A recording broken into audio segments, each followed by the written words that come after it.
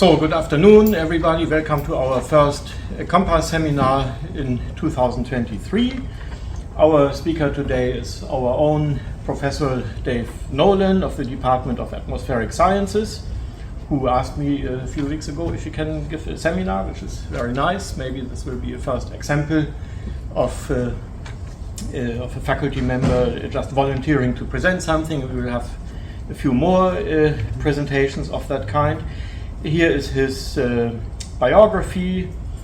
He got a bachelor's degree in physics at Harvard College in 1990, and then a PhD in Earth and Planetary Sciences at Harvard University in 1996. He was a postdoctoral fellow at the Lawrence Berkeley Laboratory from 96 to 98. Then he was a postdoctoral associate at the Colorado State University and a visiting scientist at Princeton University, and in 2002 he came here to the division of MPO at the time at the Rosenstiel School, also known as Rasmus at the time, but not as an assistant professor. And in 2008, around the time when I arrived here, he was promoted to associate professor, and then in 2013 to full professor. And then he was for some years also the chair of the Department of Atmospheric Sciences. His research focuses on hurricanes and other severe storms and on tropical meteorology, atmospheric dynamics, waves in the atmosphere in general. He will talk about some of those waves today, I think. He's a member of the AMS, the American Meteorological Society, and the American Geophysical Union, AGU. He has more than 100 peer-reviewed articles.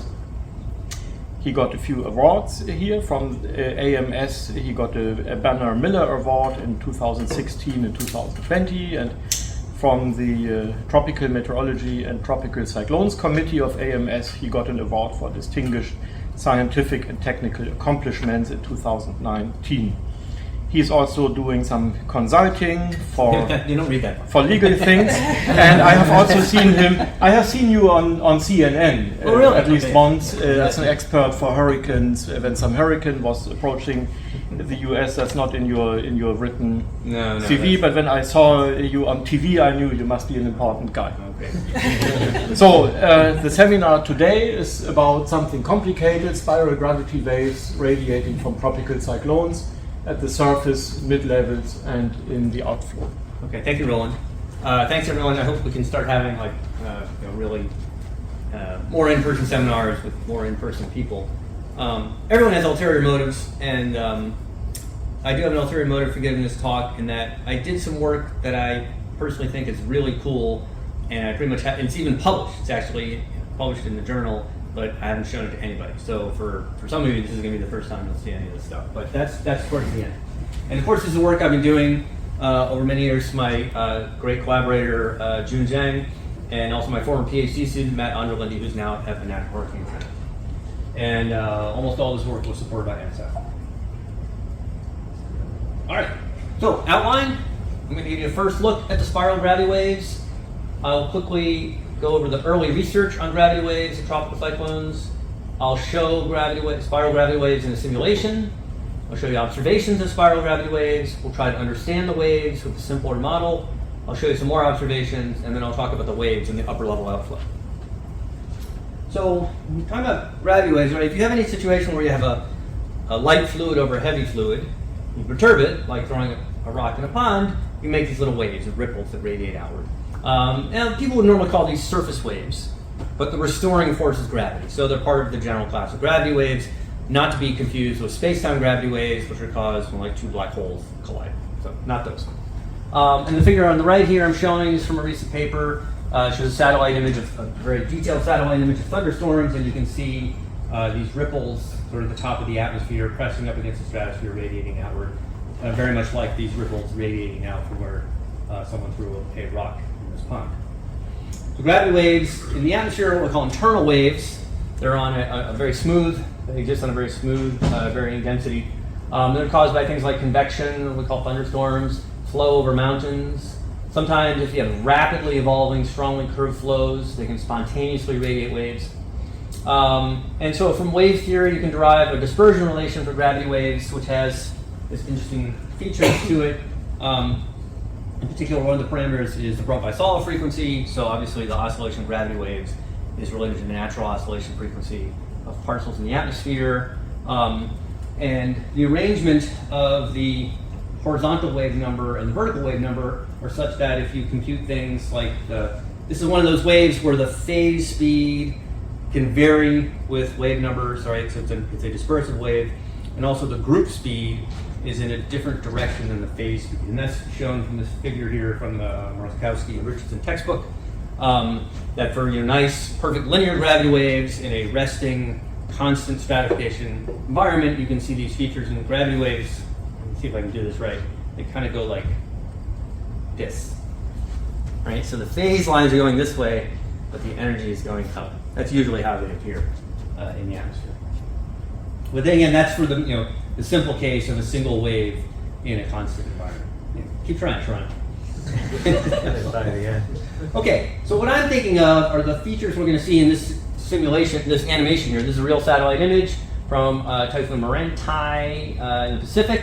And we're seeing here the outflow at the top of a hurricane. And there's a lot of stuff going on, right? Because on top of that, you guys know I'm going to be talking about waves radiating from the storm, but there's stuff radiating from the storm too. So you have to try to pick out with your mind like what's being carried by the flow and what's propagating like a wave. Let's see. Right, so here we go. So the stuff's flying outward and there's a pulse right there. That's one I actually measured for one of the papers that we did. But you have to watch it kind of over and over again. You can see some stuff is like ripples moving in the outflow, and some stuff is just the outflow itself. I'll show that again.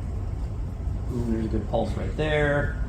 And you can kind of see some rippling down here, some pulsing up there. They're more of it. So this is what I have in mind when I'm talking about spiral gravity waves. So of course, me, I love more simulations of hurricanes. So this is a very old simulation. It's done by my PhD student, Yumin Moon, a simulation of realistic simulation of Hurricane Bill. And Yumin did something great. He ran the model with a huge inner grid, 1 kilometer grid spacing over 624 by 624 points. And he saved the data every 2 minutes. Because he wanted to look at spiral bands. But then he ended up making this great data set basically showing these where you can actually see these waves. So this is the vertical velocity at 200 millibars. And if you kind of like let your eyes relax, I don't know how well you guys see this, you can see the waves out here. In here, we have a lot of vorticity and a lot of convection. And you see these reds and blues, those are updrafts and downdrafts. But out here in the fringes, you can see the waves radiating away. So if we take that output of the data and we interpolate it to a line going straight out of the storm like that, we can make a radius time Hofmüller diagram. That's actually my mouse for a long line. A radius time Hofmüller diagram. And you can see these streaky features going outward at fairly fast velocities. These are basically the phase at the leading edges of these gravity waves. You also see these features here, which are effectively moving slower. That's the convection. So the point that we get from this figure is that the waves and the convection are not always coupled. In fact, most of the time they're not coupled. Sometimes the waves just go right through rain bands without triggering more convection or triggering less convection or something like that. And the phase speed for these streaky features is 25 to 30 meters per second. Okay.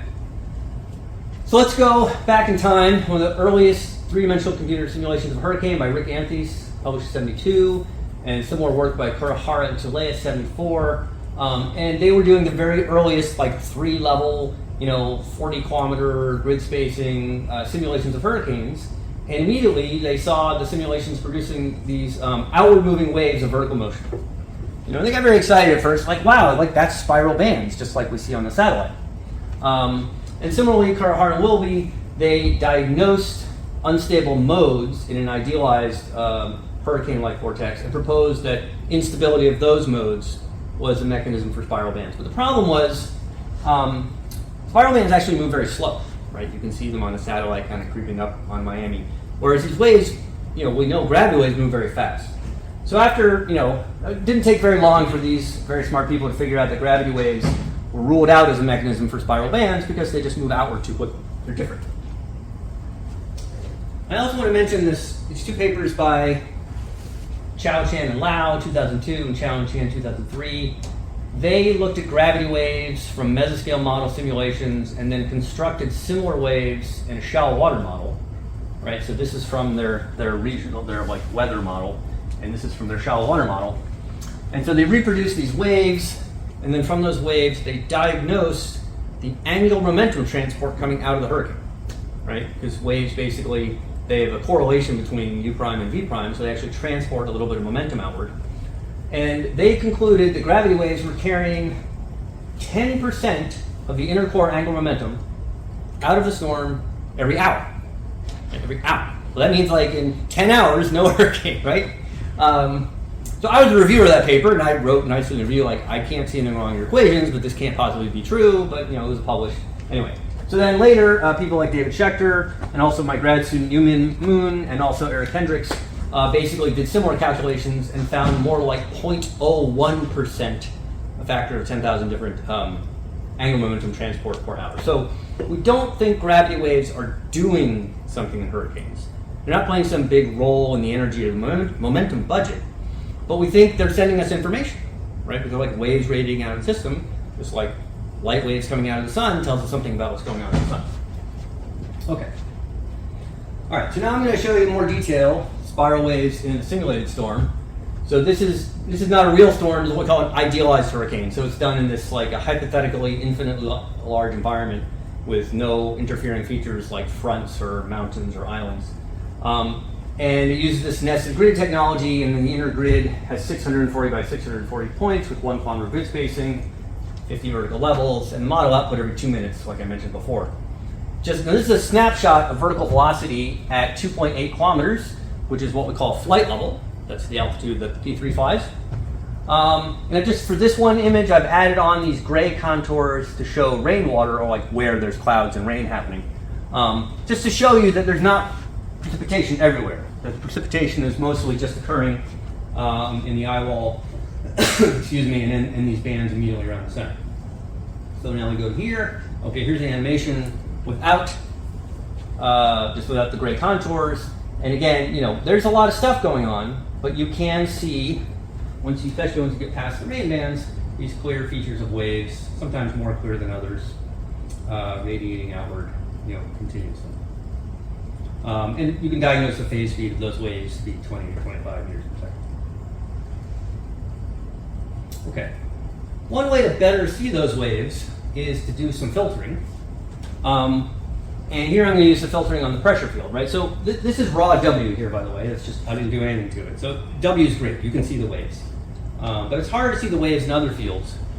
Now, if you just make a plot of the surface pressure field, you can't see very much, right? It's like, there's a huge variation between the eye and the outer field.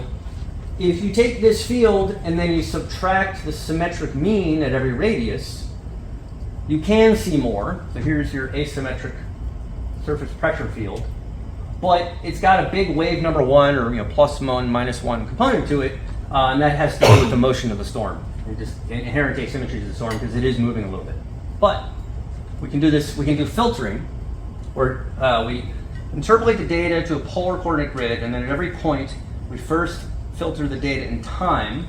In this case, all the data between 4 minutes and 6 hours. We keep those. And then we also keep all the wave numbers essentially except wave number 1 and wave number 0. And that gets rid of our wave number 1 asymmetry. And that makes this feature here on the right. So this is like the highly asymmetric surface pressure field under a tropical cyclone. And here's a nice little animation of that. And what I think we can see, I'll show more explicitly, is that these aren't the same waves as the W waves, right? They're broader, and they are actually moving a lot faster. So we're figuring out there's actually 2 kinds of waves radiating out of a storm. These thin, spirally W waves, and these broader, thicker P waves. They're out here, are radiating out, and they're going faster. They're actually going 50 to 70 meters per second. But what amazes me is This is going on under a hurricane. I mean, I believe the models are, but we can't see it. Like you can't gather enough surface pressure data to possibly reproduce this in reality. This could be happening under every hurricane all the time. And anyway, so like to see the waves more clearly, and also to measure their phase speeds, we make radius time Hofmüller diagrams like this. So this is basically a radius time Hofmüller diagram along azimuth 45 degrees due northeast. And you see it's kind of corrupted by large vertical values, and that's convection, right? Just like thunderstorms moving past that point. So we do filtering, for example, on this data, and here for the W, I choose between 6 minutes and 60 minutes, and wave numbers 2 to 64, and then I get this field here, and from this field it's easier to measure the properties of the waves, like the radial wavelength or the phase speed. And this is for the surface pressure, and again, by doing this filtering, choosing different filtering for different kinds of waves, we can better see the waves and better diagnose their properties. Okay, so real or not, right? So first we're going to look at flight level data from the NOAA P3. That's a nice picture of the P3.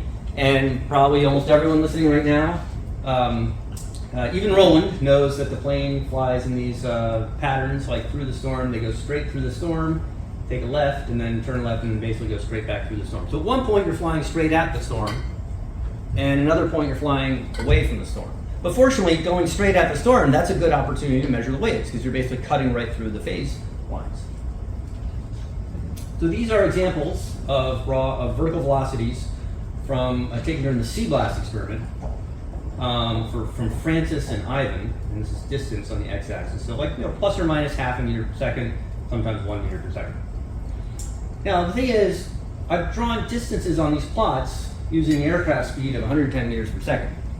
The waves have a phase speed, which we don't actually know. So I've got a time series here, but I can't exactly deduce the wavelength of the waves because I don't also know their phase. I don't know the actual apparent speed. But sometimes we're going towards the waves, sometimes we're going away from the waves. So we took all the data which we have, which wasn't very much, 25 different legs, and we did power spectra. And then we divided them into the outbound legs, where you're going with the waves, and the inbound legs going against the waves, right? And that basically, this is, unfortunately, we only have 25 legs, so this is not statistically significant. But it does appear that we have a peak here around 8 kilometers and a peak here around 4 kilometers. So basically, we're seeing a Doppler shift, and we can basically stick those wavelengths into this formula with the phase speed and back out, with the plane speed and back out the phase speed. So we get 22 meters per second, which is great, because that's exactly the phase speed that I was seeing from the computer simulations. Dave? Yeah. I have a question. We were just talking about this in class today. Right. Is the slope there of the power spectral density looks to be quite a bit sharper than 5/3. Is it just sort of typically, so should it be like 7/3 or something like that? For the I think it should be 5/3 in this range. And why it's cutting off here, I don't know. That could be because of measurement limitations. So I would have to get back to you more about that. Okay. What about surface observations, right? Because I showed you pictures that suggest there's surface waves of pressure, okay? We would need research quality surface measurements from a fixed point, and preferably we would need multiple tropical cyclones to pass by. And that sounds like a lot, but somebody already did that. That was ITOP, where people from here, from Erasmus, built a buoy, and they put it in the middle of the Pacific and left it there for 3 months. Now, they were trying to measure surface fluxes. So they were measuring very high resolution W, but it never occurred to them they were doing in 30-minute segments. So June had to get the data and link them all up to make long time series of W, right? This figure here is from Potter et al., one of the papers that used this data. You can see these 4 or so typhoons did pass reasonably close to the buoy over this period of time. So this is what one of those looks like. On the left here's wind speed, not vertical wind speed, just total wind speed, with no TC around, like 5 meters per second. Beautiful day in the middle of the Pacific. Now when Typhoon Machado was passing by, you can see, of course, the wind was higher, but also it was quite a bit noisier. And the ones on the left here, that's surface pressure.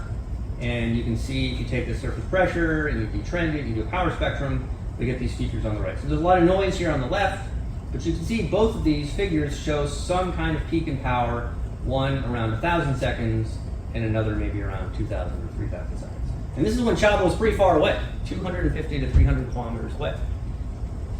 We got data from, this is Chavo I just showed you over here on the left, and we did get data from two other storms, Megi, and Fanapi, which again, the data is not the greatest, but we do seem to consistently see a peak around 1,000 seconds and 2,000 to 3,000 seconds in one of the power series we've got. The blue curves are no TC days. So, okay. Well, anyway, so hopefully I've convinced you that there is some observational support for both these kinds of waves I've talked about, the spiral W waves and the wider, faster moving P waves. So why would those exist? Where are they coming from? So back to my idealized simulation. You can't tell it from this animation, but it turns out that convection is enhanced in the downshear-left quadrant. These simulations were done with just a little bit of wind shear in the environment. And that wind shear organizes the convection in the eyewall and gives it a preferred region, even though it can be hard to see. And that's been known for a while. For example, you can see this nice idealization from Bob House's review paper about the convective structure in a tropical cyclone. And so we have basically this big fat line arrow here is wind shear, environmental wind shear, and that basically causes the convection to be organized so that the strongest convection is on the downshear left. Right? The shear is left to right here. The downshear left area is the area of preferred upward motion. And then we also know from other papers that in that preferred area we have little disturbances going around the eyewall, and when they get into that preferred area, they kind of like turn on.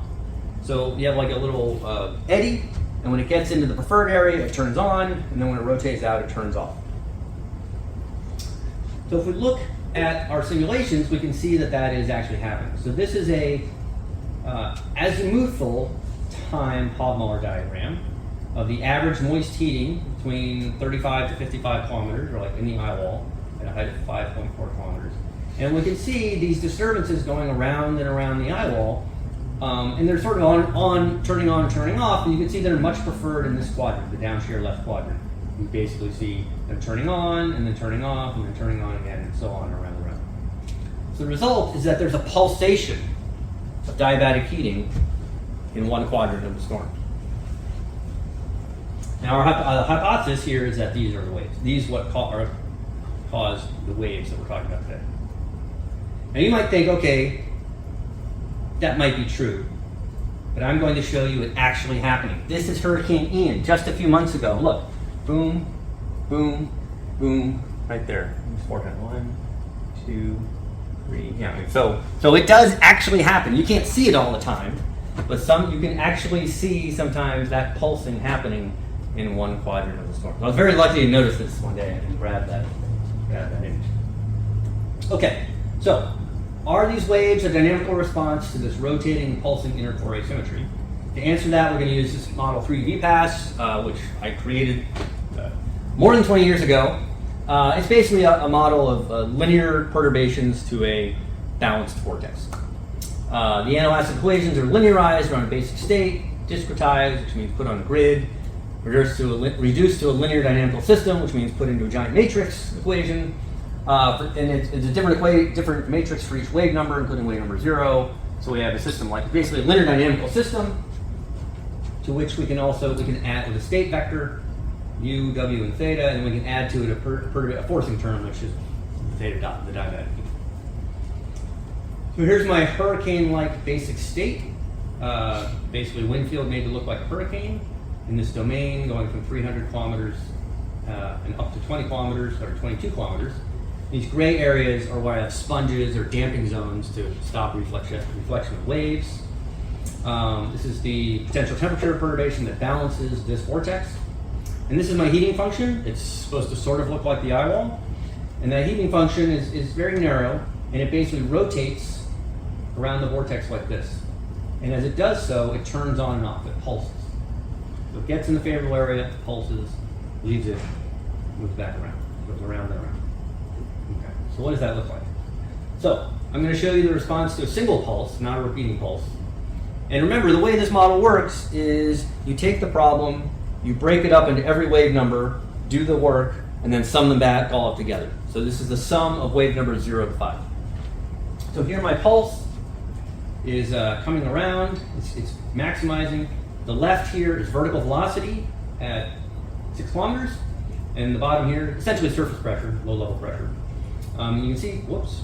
All right, now the pulse is at its maximum, and you can see there's a lowering of the surface pressure under the heating, and then continues round. The pulse is turning off, but the waves are off to the races. And I want to be clear, these colors are scaled to the max value in each plot, right? So the values here are much less, the actual absolute values, but you have to change the contouring so you can see the waves, right? Boom, like that, right? And you can see, so all right, so in the W, we see these spiral waves developing. In the surface pressure field, we see fatter, thicker waves moving out faster, and then basically decaying. What we actually end up with is a balanced surface pressure. Because you just made the hurricane a little bit stronger with this heating pulse. Okay, now one thing we see from this is that the most prominent response is actually on the opposite side of the pulse. So when I put the pulse over here, I saw most of the wave activity, and I mean that in an informal way, the interesting stuff moving off to the other side, because it's carried around by the mean wind. So we're going to look at a cross-section of that.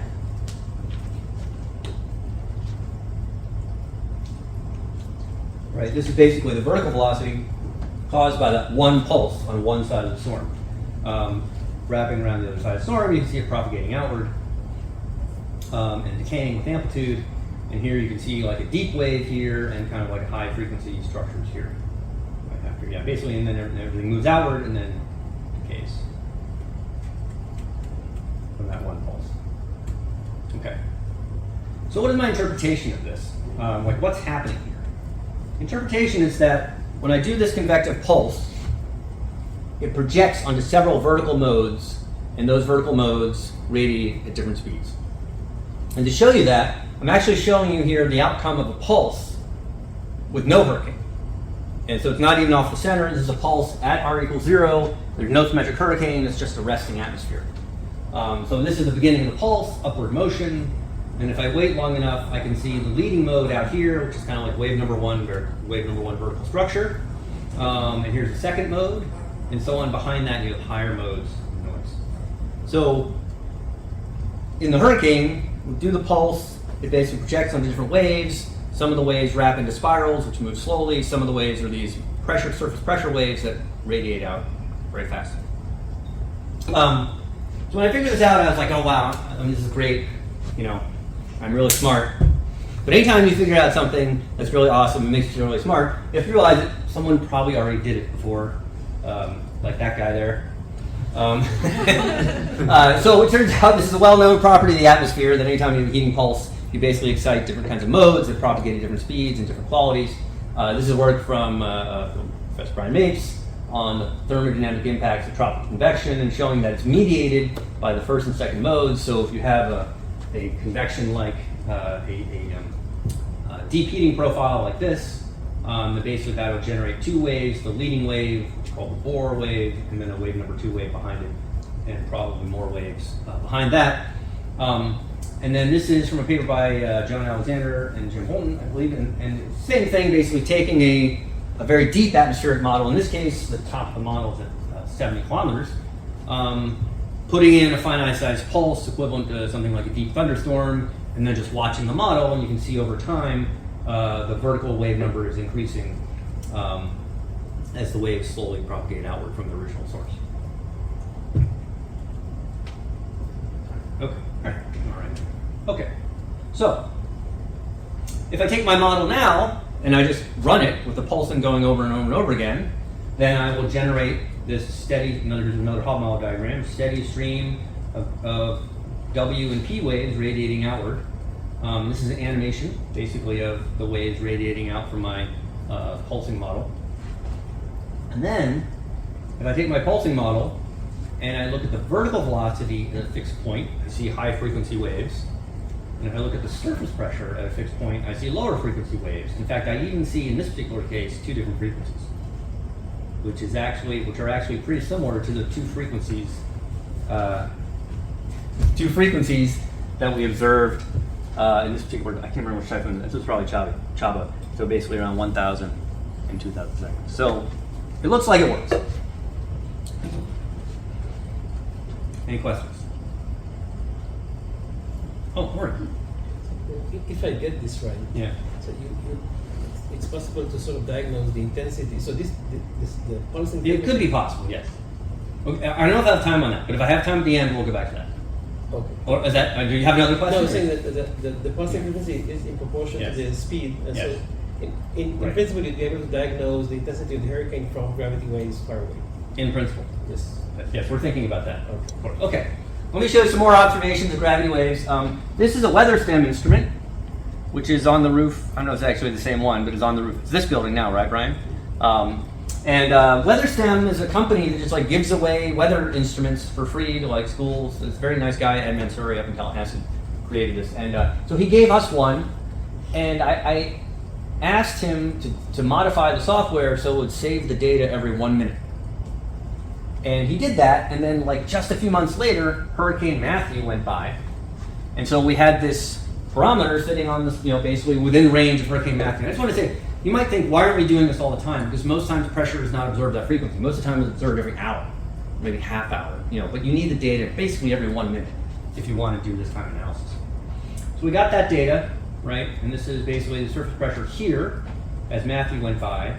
We took this part of it here, which looks like this. And when we fit a polynomial to that, subtracted off the polynomial to get this, then we did power spectra and we get this. So again, we're seeing a peak of power and surface pressure anomalies around 1,000, 2,000 seconds. Hurricane Irma. Some of us remember that one. Also passed pretty close to Rasmus. So I believe that's our station here, this is E6. Again, here's the pressure as Irma was passing by. Subtract off, I'm not sure what you would fit to that, a polynomial or something to get oscillations, do a power spectra. Again, this is obviously not a very strong signal, but we're getting something around 2,000 seconds. Okay. Now previously, we estimated the wavelength and the phase speed by comparing the average spectra from the outbound and inbound legs. But then I thought, hey, what if we could actually do it for the same waves? In other words, what if instead of taking the average spectra going this way and the average spectra going that way over many different days and many different storms, we could actually fly the plane over the actual same waves.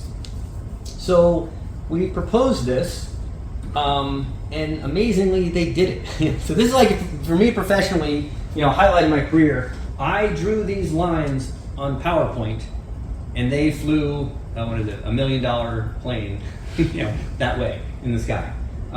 So this has been going on basically during the HRD field program, the TCRI field program, and they've been essentially tacking on these missions.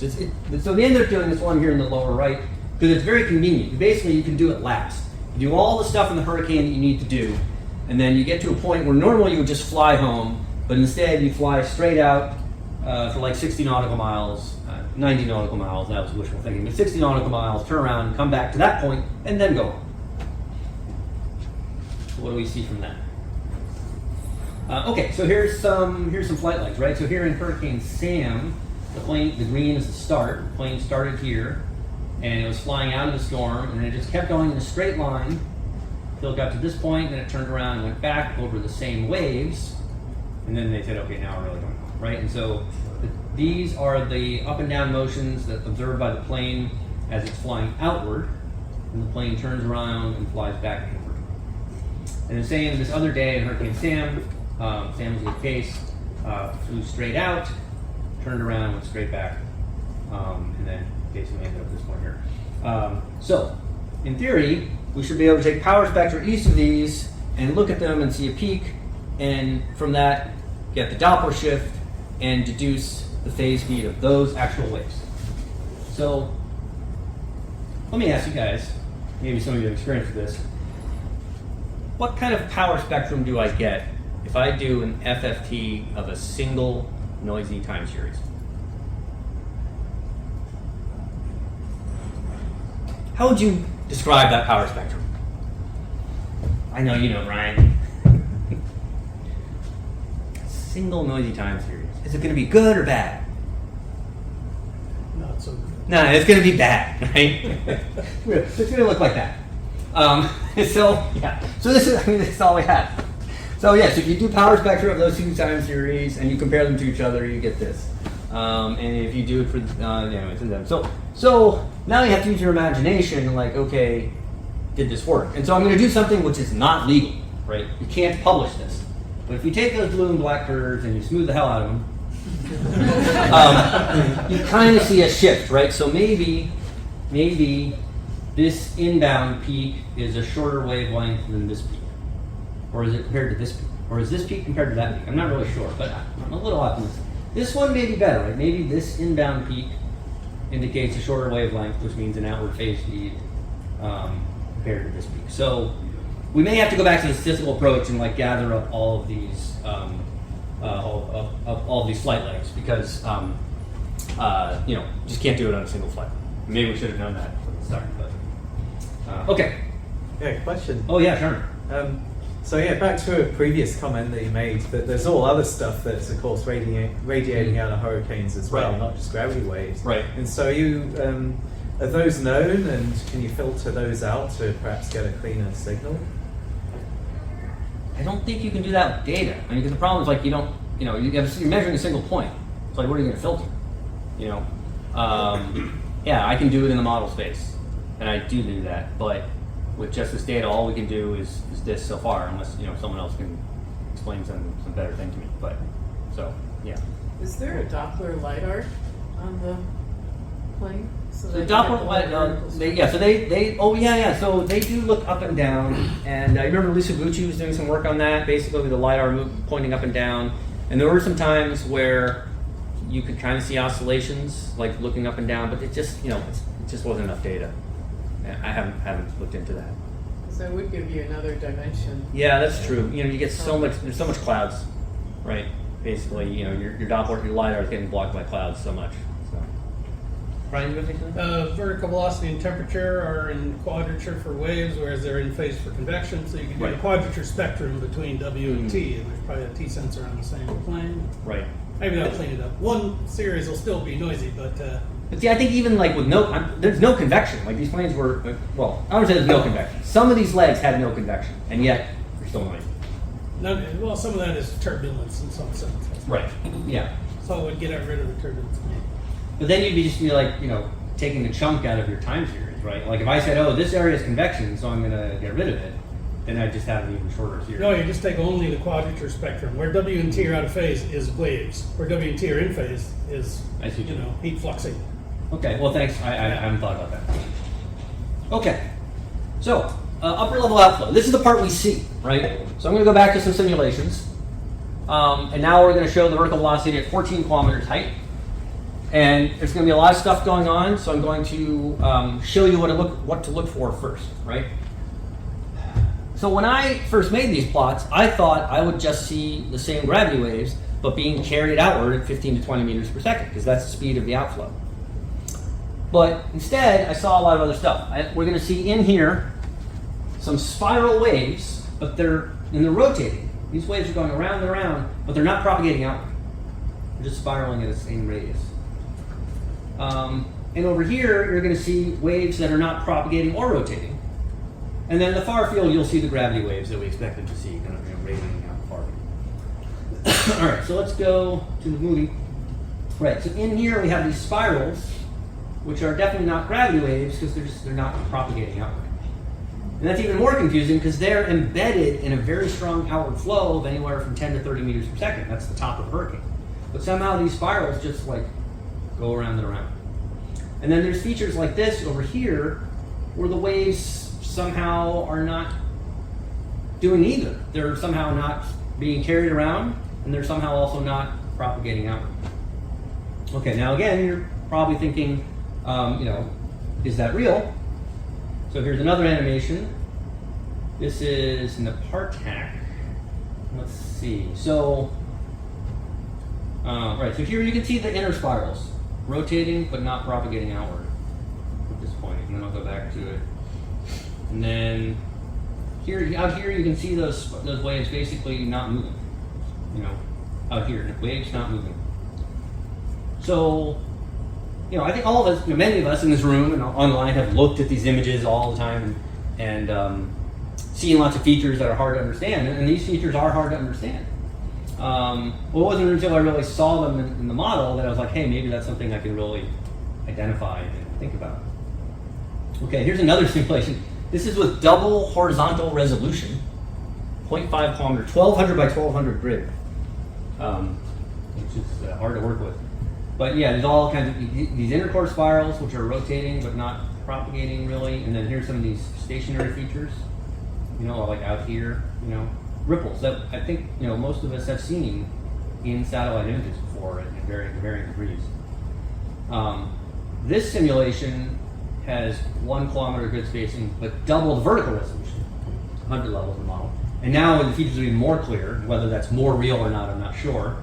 And you can see very clear gravity waves propagating out in the far field. But again, you can also see very clearly these weird stationary waves, not stationary, or non-moving waves. I don't know. Okay, so let's take a snapshot of the model. And this is a vertical velocity at the top of the eyewall here. And first of all, notice how large these values are, 12 meters per second. Huge oscillations, top, at that altitude. It's very, very stable.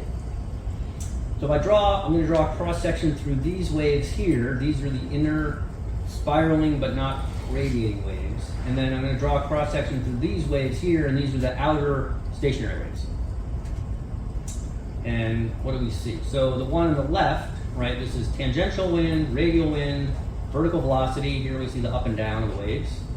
And log of condensate, which is kind of like cloud. I mean, it's cloud, but you take the log so you can see it better.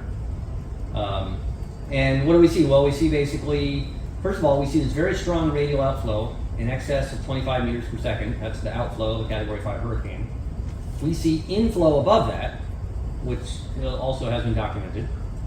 And so on this interface, we have these waves, oscillations, which are spiraling around. But the reason they're not flying outward in the outflow is because they're on the interface between this outflow and this inflow. And you can see they're making little Kelvin-Helmholtz billows here in the condensate. So it's kind of like a Kelvin-Helmholtz type instability, but with like a lot of static stratification and a lot of tangential shear.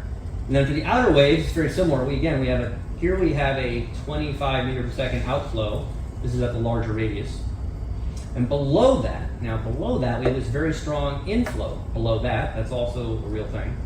And we have these waves existing on the interface of those two. And so these waves also, they don't propagate outward because they're right on this interface between the positive and negative velocities.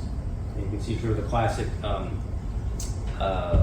shifted barotropic wave. Barotropic waves shifted 90 degrees, so they're amplifying each other. So this is the thing I'm excited about. I think that these are features we've been seeing, all the time for many years. But I think that they are newly identified, and this is very simplistic analysis, other than just my basic reasoning about what they are. So hopefully we'll be able to do more work with these in the future. And anyway, so like I said, all this work is published. There's the work with June from 2017, a paper by me on the linear dynamical model, and then this paper, which I mentioned, just came out, where I basically, by studying the resolution, how well the waves were represented with differing resolution, and I noticed these new waves in the outflow that I had not seen before. I'm going to take a second to just address what Ori asked about, right? Basically detection, right? So this is the fantasy here, right? This is one of the first figures I ever made on this topic, right? So imagine there's spiral waves radiating out from a hurricane, and maybe we have some, basically like seismometers, right? Instruments out here. Would they be able to detect the waves, or could they be used to triangulate the position? There's just a lot of problems because you're missing out on a lot of information. For example, it's true that if the hurricane spins faster, right, then the pulsing should go faster. But also the size of the hurricane changes. You don't know that at the same time. So you'd basically have to have a lot of additional information that you would already get from satellites anyway. So there's complications there. So if we related, the intensity of the storm to the frequency of the waves, that would be like FM radio, right? Frequency modulation. Or we can try and relate the power, the intensity of the hurricane to the amplitude of the waves. That would be like AM radio. So I've tried to do that a little bit. This black curve is the variance of surface pressure in one of my simulations as a function of radius. And then I filter that in this period I think is relevant, 2 hours to 12 minutes. And I get the blue curve, and I just fit basically the curve to that r to the minus 1.5. And then we take that curve and we try to use it for the distance factor, right? Basically, I need to know how much the power of the waves decays with distance from the hurricane. And so these blue X's here are the variance pressure in the 7,200 to 722nd band measured from surface observations and multiplied by r to the 1/2. Because obviously, you know, it's not really working yet. So we're thinking about this. It would be really cool if we could make that work, but there's just a lot of, you know, a lot of stuff we need to know in order to make that work. So otherwise, I will now take your questions. Thank you.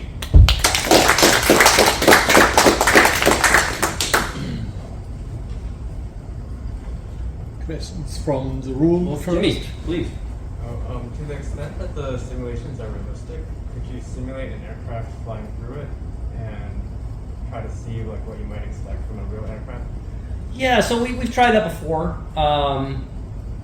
There was a student, HRV summer student, who actually did that. And they were able to see something similar, but it didn't really help us much. But they were able to see, you know, the phase shift, sorry, the frequency shift in inbound and outbound. So. Right. Beautiful, fun talk. And you have these great data sets. It occurs to me one way to connect observations that are richer than point sources is, you know, look for cloud signatures and satellite imagery. And the way I guess I would look for that is time integrate W to get vertical displacement. And that's like a 1 over frequency filtering of the W field, but more to the point, it connects to vertical displacements in the atmosphere, which you might see as enhanced cloud brightness or cloud fraction or whatever. You know, all the humidity goes up and down the way. So a time integral would sort of smooth out, you know, your W waves are just full of W. Right. So that would smooth them out a little, and I think your surface pressure is that. It's a time integrated displacement, but it's also vertically integrated if I think of it as a hydrostatic thing. So pressure is like vertically and time integrated. W is, you know, raw. Right. Somewhere in between is W time integrated at each level. And maybe that would make predictions about brightenings and dimmings of clouds, you know, DDT of the cloud brightness as seen in the satellite imagery, which is frequently observed. So, and that would be, you know, a whole map observation instead of just these points and time. Well, yeah, so I'm not, so let me just show you some figures. So like, you know, these simulations, okay, these 3-door simulations I showed don't have radiation. So there's no like equivalent to a satellite image. But I mean, yeah, okay. But you can do that. I see. First of all, you can do that. And second of all, you can cheat because these images here, which look like satellite images, are actually just log 10 of Q ice. Yeah, log 10 it looks a lot like that. And you know, you can kind of see the stuff in there. And some of these waves are out beyond the anvil, so you might see good. them in low clouds that's and true. mid clouds. Right. Yeah. So it might be signatures in low clouds and mid clouds at Maybe. larger radius, Maybe. especially if the value of these is that they're, you know, you can be observed at large radius and tell you something about the core. Right. That's their extra value. So the further out you observe them in a way, the more valuable they are. So That's what I'm hoping that for. cloud top, which is so complicated.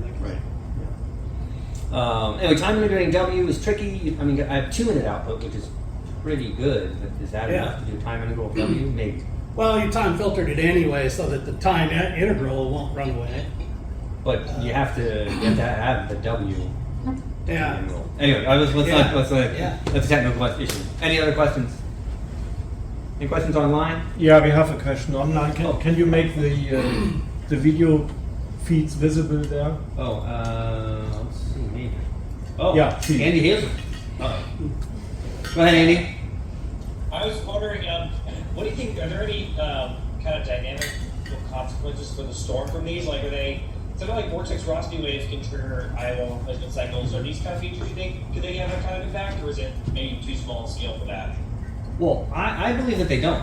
And that's kind of the point I made in one of the earlier slides. Like, you know, I don't think they have any serious role Maybe some of these waves I showed at the end with some mixing at the top, like with the stratosphere, might have some relevance.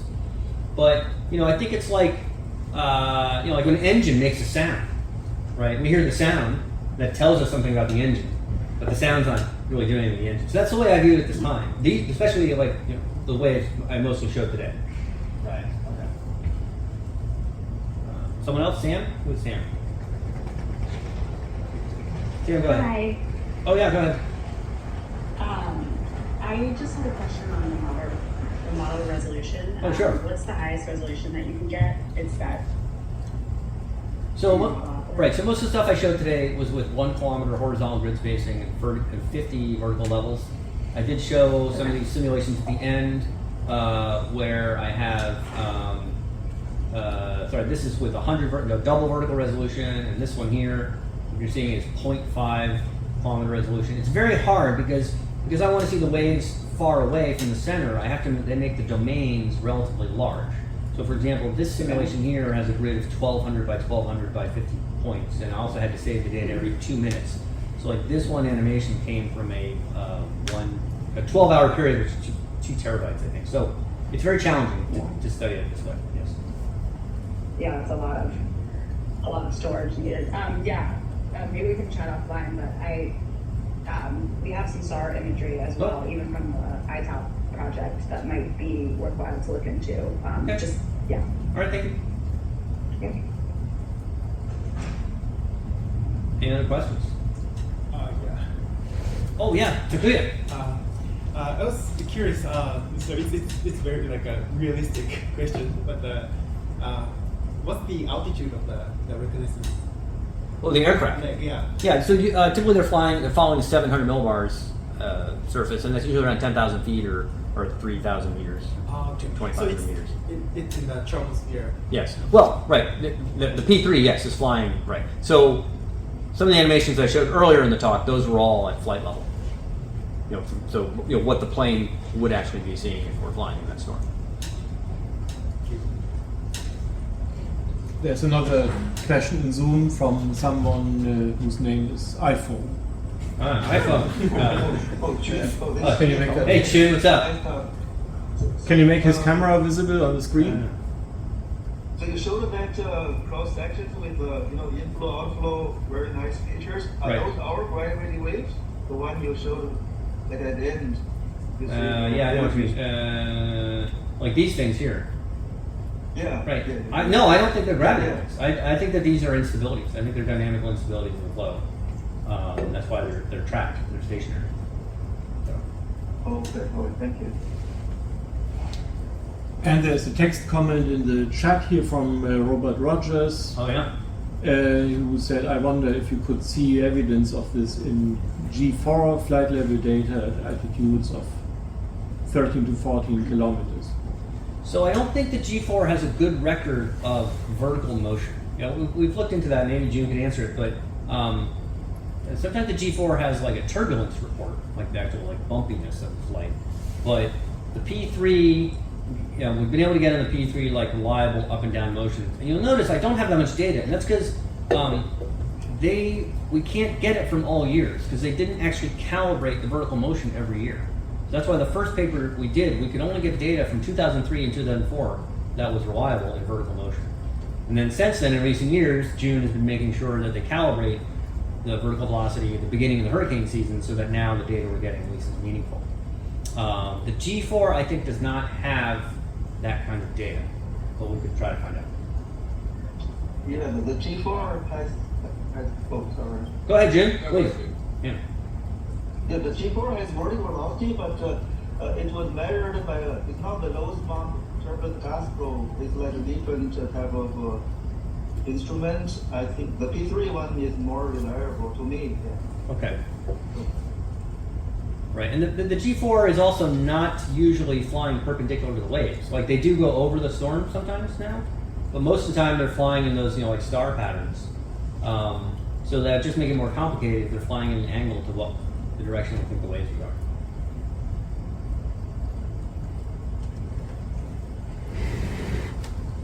Oh, Jimmy, one more. Okay. In this year's outflow, there's also these transverse bands. Oh yeah. Do those contribute or interfere with the signal from the bands radiating out? I don't think so. I think again those are different. I think there's a pretty good paper on that. Get in touch with me from a guy from Japan, and those are also some kind of like stratified Kelvin-Helmholtz or dynamical instability in the far field. You kind of see them. They're in my simulations too, like this stuff out here, right? Yeah, that's what I Yeah. Those are another instability, and but I don't think they're affecting our observations of the waves at 3,000 meters or at surface.